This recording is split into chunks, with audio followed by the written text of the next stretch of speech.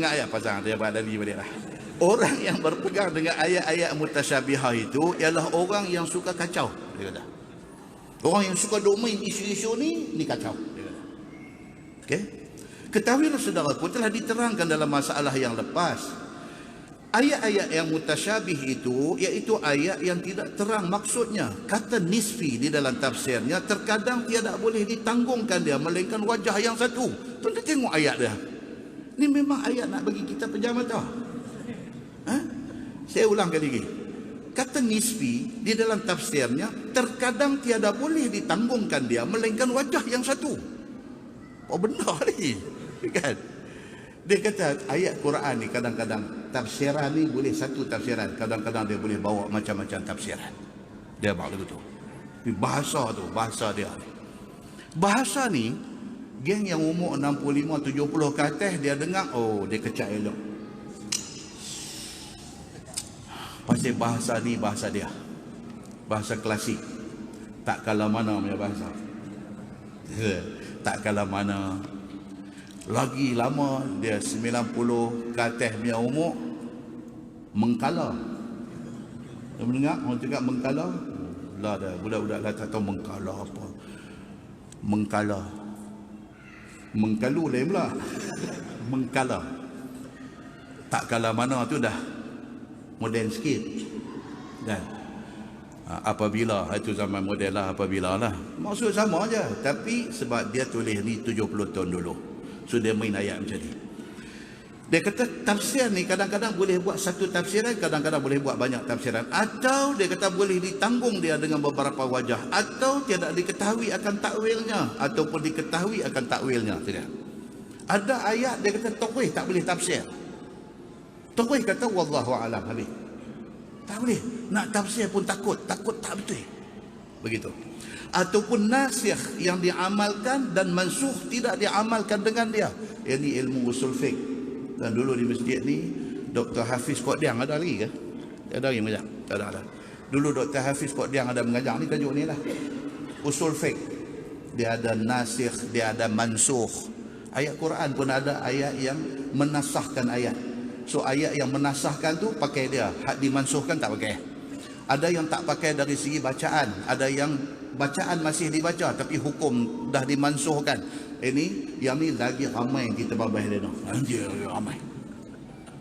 Tajuk usul fiqh ni kalau calang-calang orang mengajar di masjid memang habis. Sebab dia tajuk untuk kelas. Budak-budak yang mengaji universiti, yang mengaji nak ambil diploma, nak ambil ijazah, mereka belajar ni, dia kena celak juga lah. Sebab saya periksa tak apa. Ni tak ada periksa, lihat Nabi lah.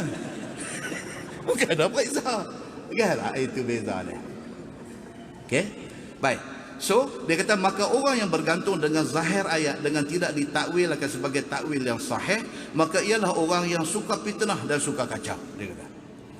Bila dia baca ayat-ayat yang mutasyabih, yang mutasyabihah tadi ni, Ar-Rahman 'alal 'arsy istawa. Tuhan di atas arasy duduk. Kalau dia tinggal begitu ya, dia tak terang. Oh, kacau. Kawah dengar ni, kepiah longgak, kain pelikat longgak ni dia dengar, oh dia kata Tuhan pun duduk macam kita orang tu. Yang ni bahaya. Yang ni bahaya, dia kata. Sebagaimana tersebut dalam Quran seperti yang didatangkan oleh Imam At-Tirmizi. Ini hadis. Dia kata apa? An Aisyah radhiyallahu anha qalat sa'altu Rasulullah sallallahu alaihi wasallam an qawlihi fa amma alladhina fi qulubihim zayghun fayattabi'una ma tashabaha minhu ibtigha'a al-fitnah wa ibtigha'a ta'wilih. Itu cerita dia. Diriwayat daripada Aisyah isteri Nabi sallallahu alaihi wasallam, kata dia, aku tanya Nabi sallallahu alaihi wasallam tentang tafsir kepada firman Allah. Maka ada pun orang-orang yang di dalam hati mereka itu syak ataupun miring kepada yang tidak betul. Orang yang dia ada syak dalam hati, maka bergantung dan berpegang mereka itu dengan ayat yang kesamaran daripada maknanya, kerana menuntut fitnah dan kacau dan menuntut takwilnya Seperti kata Qil, bahawasanya satu utusan daripada negeri Najran datang kepada Nabi SAW. Kata mereka kepada Nabi, ya Muhammad, tidakkah engkau kata bahawasanya Nabi Isa itu roh Allah dan kalimahnya? Nampak anda? Ada dalam Quran sebut kata Isa itu ruhullah, roh Allah. Ini ayat kesamaran. Ini dahsyat ni. Bila orang baca Quran, Nabi Isa itu roh Allah. Dia duk faham roh macam roh duk dalam badan dia. Dah tu macam mana? Dia kata kalau mati Nabi Isa, Allah mati ya. Dia tengok tu. Astagfirullahalazim. Bahaya. Perkataan Nabi Isa itu roh Allah itu bahaya. Dia kata. Seorang Najran, mereka mai jumpa Nabi SAW. Mereka tanya Nabi SAW. Mereka kata, ya Muhammad. Mereka ni orang Nasrani. Tidakkah engkau kata, mereka kata dekat Nabi Muhammad, Tuan, bukankah Tuan ada kata bahawasanya Nabi Allah Isa itu roh Allah dan kalimahnya? Tuan ada katakan Nabi Isa itu roh Allah dan kalimah Allah? Jawab Nabi, ya. Nabi kata, ya. Maka kata mereka itu, padalah kami dengan katamu itu. Kalau macam tu, orang Nasrani daripada Najran, dia kata kalau macam tu cukup kami kira okey kami faham lah. Makna kata, mengakulah kata kalau Nabi Isa tu roh Allah, makna Isa dengan Allah kira sekali ya. Sama lah dengan kepercayaan mereka bahawa Nabi Isa tu duk ada sekali. Tuhan Isa dengan Rohul Qudus. Dia cantik, dia kata sama dengan kami. Dia kata begitu. Maka jawab Nabi SAW ke atas mereka itu, serta diterangkan oleh Nabi kepada mereka itu, bahawasanya Quran itu terbahagi ayatnya kepada dua bahagi. Nabi kata, satu bahagi boleh faham akan dia oleh orang-orang dengan tidak perlu susah payah. Nabi terang ini. Nabi kata, no, baik-baik. Nabi kata, ayat Quran ni, dia ada ayat yang baca tak boleh faham. Satu. Dan ada satu bahagian lagi daripada ayat Quran itu tidak dipaham akan dia. Maka pada ayat yang ada roh Allah itu dan kalimah Allah itu daripada jenis yang kedua. Nabi kita jaga baik. Dalam Quran ada ayat yang kita baca, kita jangan faham macam dia tulis tu. Dia ada cerita di sebalik ayat itu. Jadi soalan hang tadi, hang kata Isa itu ruhullah, roh Allah, dia duduk dalam kumpulan ni. Dia kena ada penjelasan. Dia tak boleh terus pegang kata, Quran sendiri sebut kata Isa itu roh Allah, maksudnya betul dah lah Isa tu anak Tuhan lah. Jangan. Nabi kata macam tu. Demikianlah hal orang-orang yang suka fitnah, bergantung ia dengan zahir ayat yang mutasyabihah itu juga. Depa ni tadi termasuk dalam geng yang suka fitnah. Mereka terus nak pakai ayat tu, terus nak kata betul lah apa yang mereka duk faham selama ni, Isa ni anak Tuhan. Mereka kata itu. Seperti mana firman Tuhan, Ar-Rahman 'alal 'arsy istawa. Ayat ni cukup popular bila bincang tajuk ni. Maka dipaham mereka itu, duduk Allah di atas arasy itu macam mana duduk kita ni. Dia duk faham macam tu. Ini fitnah. Tuhan Ar-Rahman duduk di atas arasy, dia duk faham kata macam kita duduk di atas bangku. Na'udzubillahi min zalik. Itu bukan faham yang betul. Dan sabda Nabi SAW, Allah yanzilu ila sama'id dunya. Ini pula dalam hadis kata Allah turun daripada langit dunia. Allah turun. Maka dipaham mereka itu Tuhan turun sebagaimana kita turun tangga. Dia pergi faham lagu tu. Ini fitnah. Sehadis sebut macam tu. Tentang kita dulu baca hadis kan, kita dianjurkan supaya bangkit tahajud sepertiga akhir malam. Sepertiga akhir malam ni bila tuan-tuan? Pukul 5 nak pergi ke subuh tu. Time tu cantik untuk bangkit tahajud. Pasal apa? Nabi kata pasal masa tu Allah turun ke langit dunia. Nabi kata Allah turun ke langit dunia.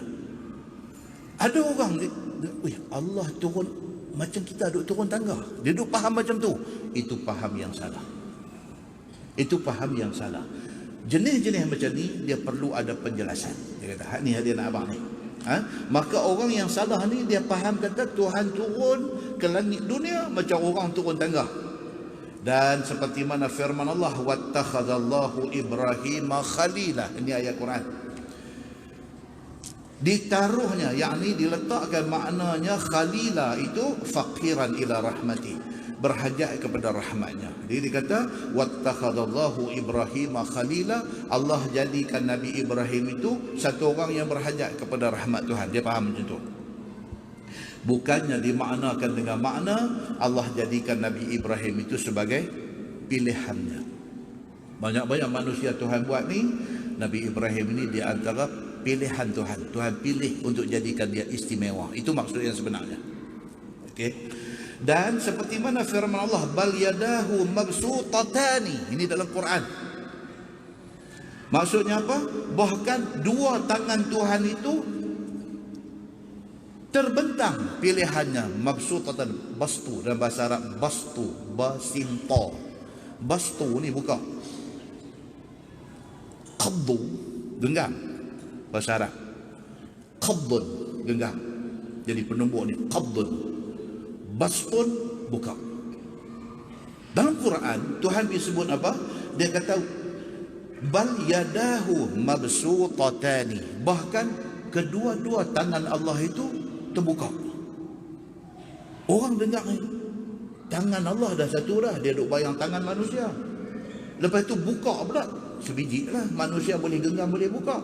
Dia duk bayang Tuhan macam tu. Ini bayang yang salah. Boleh membawa kepada kacau dan fitnah kepada sebahagian orang. Sedangkan dia kata, maksud yang kata Tuhan kata bal yadahu mabsutatani, maksudnya Allah sentiasa membuka dan melimpahkan rahmat dia kepada manusia. Itu maksud dia, bukan maksud tangan duk buka. Maksudnya Allah ni Tuhan Maha Pemurah, dia sentiasa melimpahkan rahmat dia kepada semua. Itu maksud ayat itu yang sebenarnya. Tangan Tuhan itu terbentang seperti tangan kita, bukan itu maksudnya. Dia kata, ini yang kata ayat-ayat mutasyabiah. Kita zaman kita ni tak kalut dah tuan-tuan. Pasal apa? Benda ni dah ada tafsiran, dia dah tulis jelas dah. Kita tak payah duduk krosot, duduk fikir macam-macam dah. Tak payah dah. Pasal apa? Sudah ada tafsiran yang jelas. Tak payah pergi cari penyakit lagi. Baik, tafsir